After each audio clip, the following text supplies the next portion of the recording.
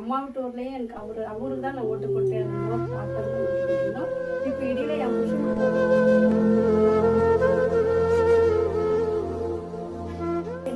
எனக்கு உதவி செய்யலாம் கூட என்னோட கட்சியை விட்டு கொடுக்க எனக்கு மனசே வரும். எல்லாமே என்ன குற்றம் சொன்னாங்க. உங்க ஆட்சியில வந்து உங்க அம்பத்தம் வீட்டாண்டு இறக்க முடிஞ்சிச்சான்னு கேட்டாங்க. ஸ்டாலின் தான் நிக்கணுமே, அவர் கட்சி எனக்கு உயர்ந்து வரணும். மலை போல வளர்ந்து வந்ததான் நாங்கள் இன்னைக்கு நீதி நிலைச்சே தீரும். பொய் பொட்டா போயிடும், நீதி வந்து நிலைச்சே தீரும். என்னைக்கு யார் செய்யறாங்களோ அவங்களுக்கு மனசாட்சி. தருமபுரி டிஸ்ட்ரிக்ட் காப்பரேட்டிவிட்டி வட்டம். எனக்கு இந்த ஸ்டாலின் வந்து நான் பிறந்தே எங்கள் அம்மா வீட்டு ஊர்லேயே எனக்கு அவருக்கு தான் நான் ஓட்டு போட்டு இருந்தோம், தாத்தாக்கு தான் ஓட்டு போட்டிருந்தோம். இப்போ இடையில என் புருஷன் வீட்டுக்கு வந்து எனக்கு விவரானபடி அவருக்கு தான் போட்டிருந்தோம்.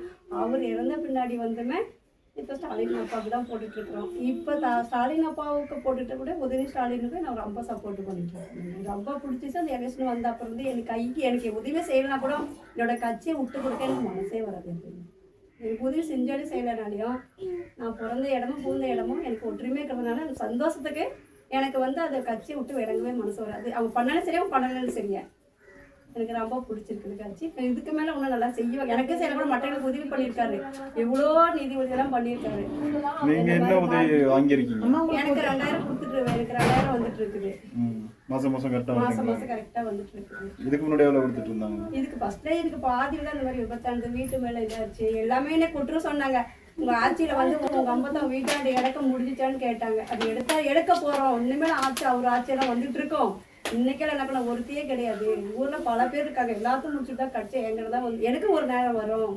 அப்போ நான் எடுத்துக்க உங்ககிட்ட நான் உதவி கரெக்டாக நிற்கவே முடிய மாட்டேன். நானே போனாலே உங்ககிட்ட வந்து நான் உதவி கேட்க அவர் எடுத்தாலும் எடுக்கனாலையும் என் கட்சி விட்டு கொடுக்க மாட்டேன். இன்னைக்குமே விட்டு கொடுக்க மாட்டேன். இப்போ யார் கட்சி வரணும்னு நினைக்கிறீங்க? யார் வரும்னு நினைக்கிறீங்க? உதயநிதிக்கு இந்த உதயநிதி ஸ்டாலின் தான் வரணுமே. ஆனால் ஸ்டாலின் தான் நிற்கிறாரு. இப்போ அதே தான் அவங்க 2 பேருமே நின்றா போதும்.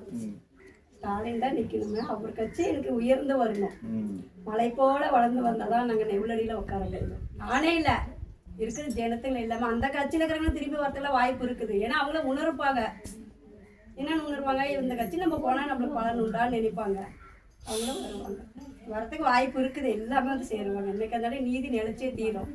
பொய் பொட்டா போயிடும், நீதி வந்து நிலைச்சே தீரும். என்னைக்கு யார் செய்யறாங்களோ அவங்களுக்கு மனசாட்சின்றது ஒன்று ஒரு நாளைக்கு உறுத்தம் இல்லைங்களா?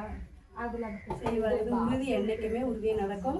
இது கட்சி மாறதுக்கு வாய்ப்பே கிடையாது. என்னைக்குமே வாய்ப்பு கிடையாது. அது பல பேர் வராங்க, யாருக்கும் ஒன்றும் கிடைக்காது. ஒண்டியா இருந்து சமாளிச்சா நமக்கு லாஸ்ட் மட்டும் வெளிக்கூட்டு கிடைக்கும். பேசுங்க. மாவட்டமாக வந்து பழனிப்பப்பு இருக்காருமா, திருப்பி அவர் வந்து ஆட்சிக்கு வந்தாலே நாங்கள் எல்லாம் ஆதரவு கொடுத்து நாங்கள் ஓட்டு அளிக்கணும். ஊருக்கே ஓட்டு அளிக்காது, மற்றவங்க யாருக்குமே கொடுக்க மாட்டோம். அந்த கட்சியிலேருந்து அந்த கட்சிக்கு வந்ததுனா அந்த நன்றியை நாங்கள் நினச்சி பார்த்து நாங்கள் எல்லாமே ஓட்டு இருக்கிறவங்களுக்கு சொல்லி கொடுத்து நாங்கள் எல்லாமே ஒற்றுமையாக சேர்ந்து எல்லாமே நல்லா செய்வோம்.